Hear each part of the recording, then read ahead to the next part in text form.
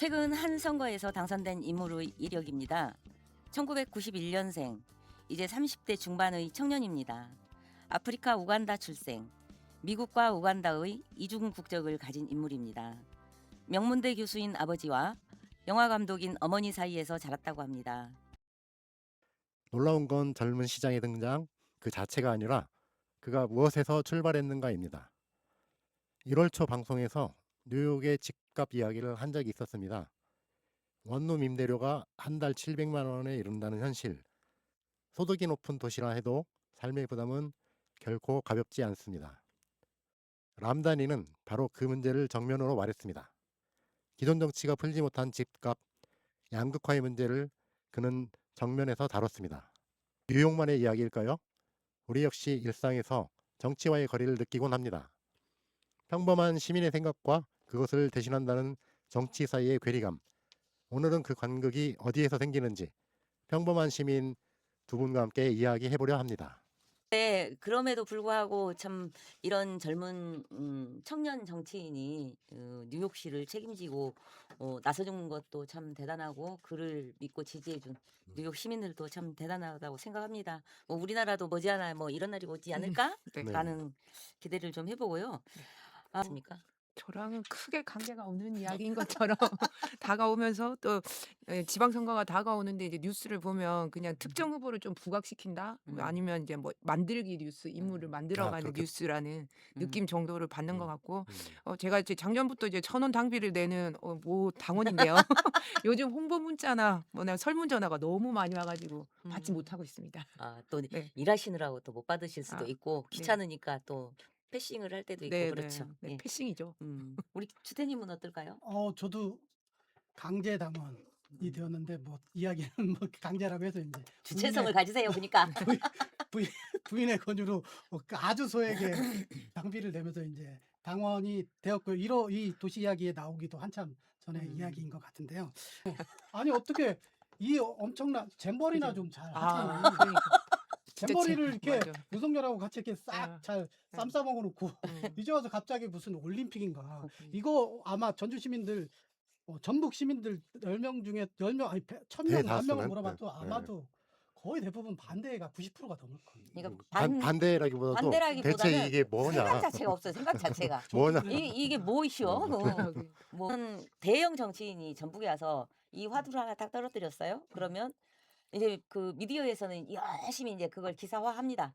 그러면은 우리는 이제 듣기 싫어도 그 뉴스를 들어야 돼요. 음. 그래서 이게 전주에 도움이 되는겨? 뭐 되는 이런 것 식. 같기도 하고 예, 아닌 것 근데 같기도 하고. 우리가 뭐 큰 그 행사를 치러 갔잖아요. 잼버리. 왕창 망해먹은. 그리고 부산 뭐 엑스포. 엑스포 유치한다고 엄청 네. 호들갑 떨어대다가 정말 국제망신을 당한 그런 전례들도 있는데 그런 거에 아랑곳하지 않고 계속 지금 다시 전주한주 통합 이야기가 나오다가 또 중단된 것 같아요. 또 있고. 근데 정작 이게 우리 시민들의 삶과 직접적으로 연결이 돼 있는가에 대한 것들은 좀 그 감이 떨어져 있다라고 보는 시선들이 많이 있더라고요. 네네. 예. 특히 우리 지역 제가 음. 느낄 때는 그래서 그 정치인들이 뭐 시민들의 소리는 그냥 들을 생각이 별로 없는 느낌?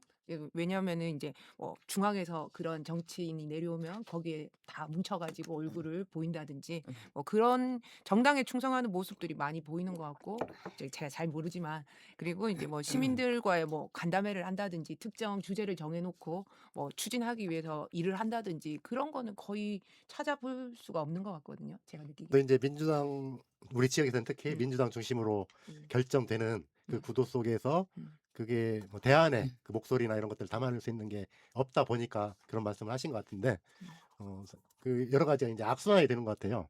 그 뭐 아까 BRT 얘기도 하셨지만 우리한테 중요한 건 이제 그런 문제들인데 또 말씀하신 것처럼 그런 얘기들을 구체적으로 어떻게 그 상의하고 방향을 만들어 갈 것인가를 그런 노력들은 보이지 않고 그게 이제 힘 있는 사람들 따라다니면 되는 형태로 그 하다 보니까 후보들도 그렇게 쏠려다니고 유권자들의 시선도 이렇게 외면되고 이게 계속 악순환을 거듭하는 그런 문제가 아닌가 싶습니다. 사실 이제 이 선거철만 되면 이렇게 막 선거 유세도 하고 사실 그런 것들이 사실 저의 이야기로 사실 느껴지지 않거든요. 뭐 어떤 게 저희 이야기로 느껴지냐면 사실 메이저 뉴스에서 이야기하는 것들 뭐 특검 요즘 특검 그다음에 뭐 윤석열 무기징역이냐 아니냐 뭐 아니면 국무회의 요즘 이재명 정부 국무회의 보는 재미로 사실은 산다 싶을 정도 아 이렇게 나라가 잘 돌아가는구나. 음. 사실 근데 저희 집 앞에 그 큰 뉴스 말고 저희 집 앞에 BRT 이게 사실 저한테는 더 중요한데 그런 이야기보다 이 국무회의가 더 재밌고 또 어떨 때는 뭐 이 윤석열 왜 사형이 안 나왔나. 사실 제 입장에서는 전주 통합이 더 중요한데 이런 지지율이나 이 전주시장 누가 나왔는지 사실 전혀 관심이 없다는 걸 사실 반성도 하게 되는 것 같아요. 그래서 우리가 선거철에 보면 거리 유세나 율동 같은 모습들을 실제로 많이 보는데 그런 모습들을 보면서 '아 나 저 중에 누구 찍어야겠어.' 이렇게 생각해 본 적 있나요? 저는 이제 거리 유세나 율동 보면서 개업식 홍보하는 느낌. 똑같은 생각입니다. 저랑 생각이 너무 저 똑같네. 영혼의 메이트인가요? 왜 네. 똑같은 거 홍보하는 느낌을 많이 받고 음. 정말 이제 하고자 하는 정책의 홍보나 이런 설득은 아예 자리를 마련하지 않는 그런 것 같은 만약에 이제 출산 육아 정책을 이제 뭐 설명하고자 하면 젊은 엄마 아빠를 만나러 돌아다녀야 되는 것이고 노인 정책을 만들고자 하면 노인들을 만나서 가려운 것을 싹싹 긁어줘야 이제 표를 얻고 그다음에 또 좋은 일을 할 수 있는 거 시민들을 위해서 좋은 일을 할 수 있는 거잖아요. 근데 그 뭐 억지로 알바 하시는 분들 내세워서 노래 개사해 가지고 그렇게 한들 옛날처럼 요즘은 그런 거 잘 안 보잖아요. SNS에서 한 방만 딱 이렇게 해도 되는 건데 그래서 조금 정치가 이제 변해가는 세상에 너무 따라오지 못하는 게 아닌가. 너무 후진적인 옛날 방법으로 이제 홍보를 하는 게 아닌가 그런 생각이 들었습니다. 어떻게 없앴는데 이제 가장 문제가 되는 것은 뭐냐면 일상적인 생활 정치가 도입이 안 된다.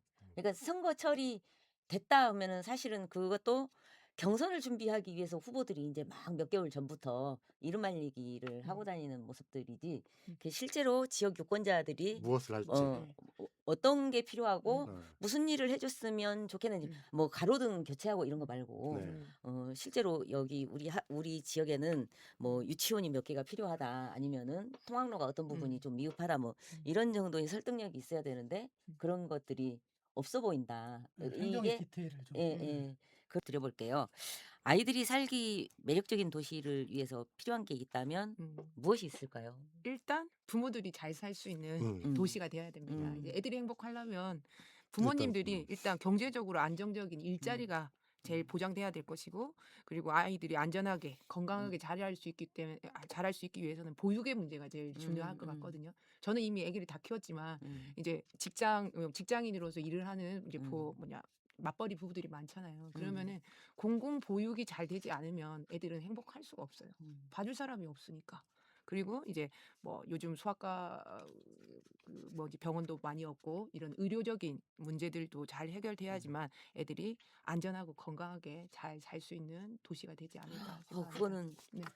굉장히 공감이 가는 말씀이네요.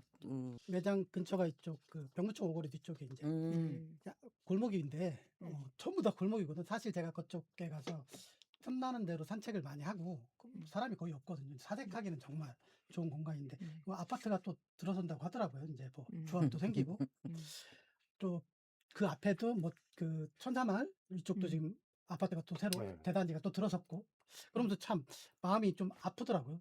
사실 이런 골목들을 청년들에게 사업을 하든 뭐 저리의 어떤 그런 이자를 물어서 사업을 모금해서 그 도미토리나 아니면 게스트하우스들을 만들어서 게스트하우스 존이라도 어느 정도 만들면 그 젊은 사람들이 와서 사실 숙박비가 제일 사실 힘들거든요. 숙박비 때문에 여행을 한번 가려고 해도 저희 같은 경우 뭐 어머니 아버지까지 모시고 하면 숙박비가 6, 70만 원이요. 뭐 성수기는 더 비싸고.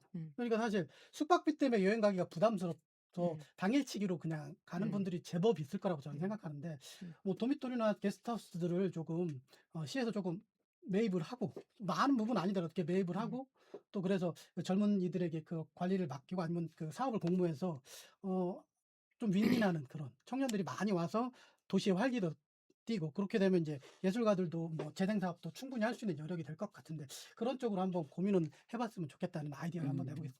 그니까요. 그 지금 어쨌든 참 좋은 아이디어 같은데 뭐 시장 후보님들에게 한번 진지하게 제안을 한번 해보시든지. 이번에 그 뭐야 이재명 대통령 그걸 신청했는데 아직 연락이 없나? 떨어진 것 같아요. 아, 그렇군요. 이번에 그거 뭐죠? 그 타운홀 미팅? 예, 떨어진 뭐, 것 같아요. 연락이 없네. 그래요?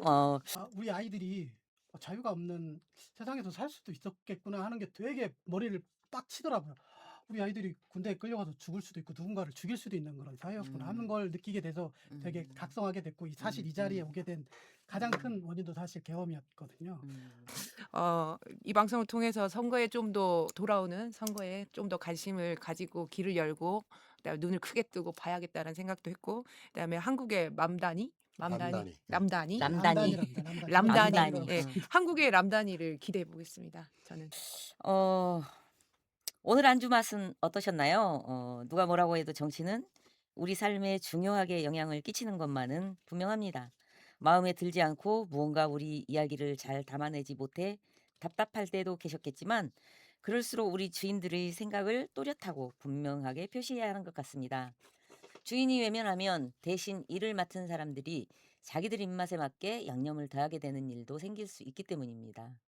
몇 달 뒤 치러질 선거의 밥상이 조금 더 정성스럽게 준비되길 바라며 오늘의 오키포차를 마치고자 합니다.